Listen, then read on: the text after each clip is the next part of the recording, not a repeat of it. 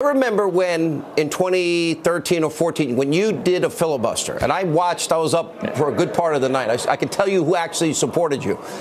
And I watched you, and then there were predictions, he's just lost us the Senate. And in 2014, no, we actually had a very good year for the Senate. I watched the president today, and I'm thinking, this is what people want from their elected officials, to fight for the promises they made. You were fighting on health care then. He's fighting on borders now. Why don't we see more of this in the Republican Party?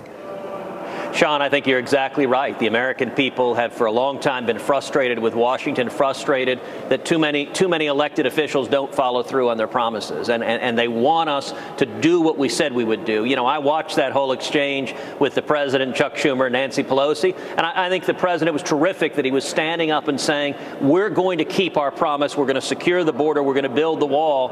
And I'll tell you, one of the surest indications of how unhappy the Democrats were in that exchange is over and over again, Nancy Pelosi says, can we turn the TV cameras off? We're not supposed to be doing this publicly. Right. You can tell they're on the losing end of the argument when she's scared that cameras are showing that she and the Democrats are for open borders, and the president is fighting to do what the American people want, which is secure the border, build the wall, and keep our country safe. Well, and I was down with Rick Perry on the border and on boats and helicopters. I've been down to the border from the Rio Grande through San Diego 13 times. I sat through a security briefing with Governor Perry, 642,000 Texans victims of crime in a 7-year period. Here's my question, though. And by the way, I got to give Lindsey Graham credit when he stood up to Justice Kavanaugh in that case against what was happening to him. Here's my question. Everybody seemed to fear a government shutdown. Don't essential services continue? The elderly will get their Social Security check. Medicare continues. Our military is in place. So why always the big fear about a shutdown on something as important as our national security?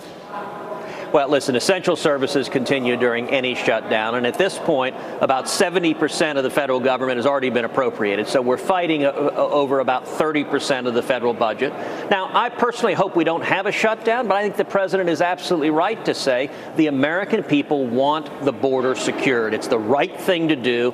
And the Democrats are just being obstructionists. They are opposed to border security. And I'll tell you, that's a big reason why Republicans grew our majority in the Senate this election. As the president noted, winning North Dakota and Indiana, winning Texas is because the American people want the border secured. Let me ask you about Mueller and where we are with this. First of all, your thoughts on the double standard. Hillary Clinton, uranium one deal, gave 20% of our uranium to the hostile nation of Russia and the hostile actor Putin. Nobody investigates that. 20% and $145 million went back to the Clinton Foundation, or the dossier, which we now know that they never vetted, but it was the foundation of this entire or the bulk of information for the FISA applications. Nobody talks about that.